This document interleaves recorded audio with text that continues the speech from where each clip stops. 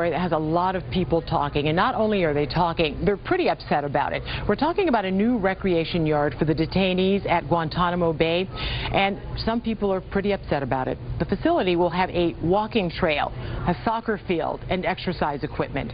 So joining us on the phone now is Congressman Gus Bilirakis. He represents portions of Hillsborough, Pasco, and Pinellas counties.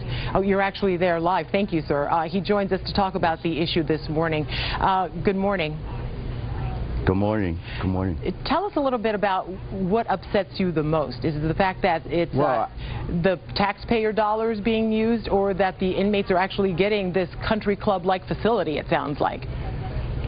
Both. The taxpayer dollars, $750,000 on the soccer field, for crying out loud.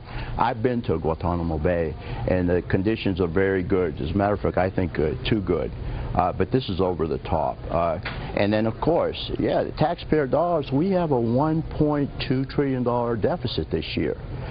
Our national debt is up to $15 trillion.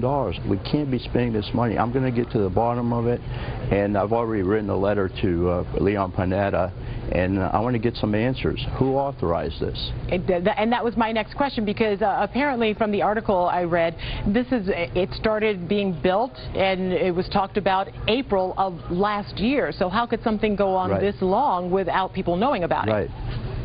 Well, they kept it quiet.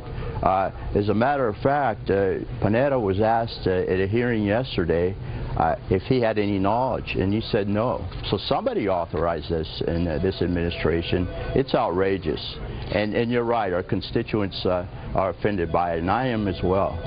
Yeah, and also, but some of the folks who work there, some of the guards who remained anonymous in this article that I read, they said that it really does help with the inmates, because when they are out and they're doing their thing and they get that extra recreational time, that it reduces behavior problems on campus, and it makes it easier for them to do their jobs. What do you say about that?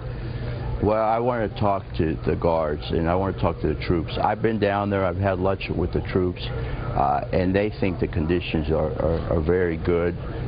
You know, as I said, I'm talking about giving, for example, what they're getting is a choice of meals, several choices of meals. They get snacks during the day.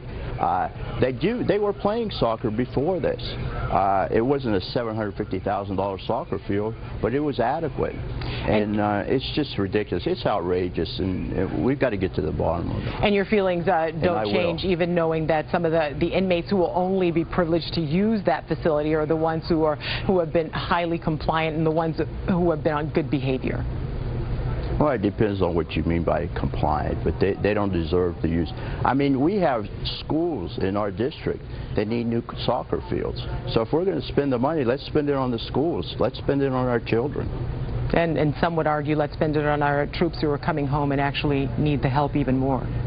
Absolutely. Absolutely. It's outrageous. We're going to get to the bottom of it. I'm appalled.